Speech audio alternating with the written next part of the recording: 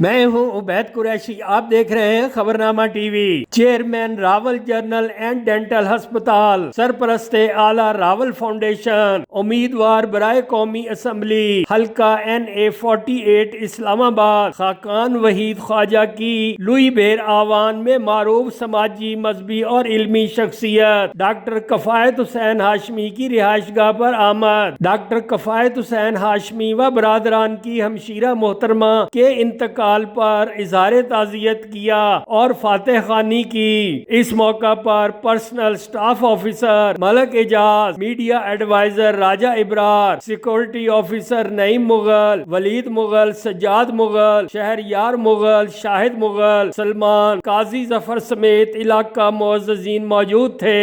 बाद अजान खाकान वहीद ख्वाजा शेख गजनफर मरहूम की रिहाइशगाह पर तशरीफ लाए। मरहूम के साहिबजादों शेख अवैस, शेख नोमान से वालिद के इंतकाल पर ताज़ियत का इजहार किया और फातिहा ख्वानी की। देखते रहिए खबरनामा टीवी, पढ़ते रहिए खबरनामा मैगजीन। अक्कासी राजा साजिद, हमारा चैनल सब्सक्राइब कीजिए। शुक्रिया।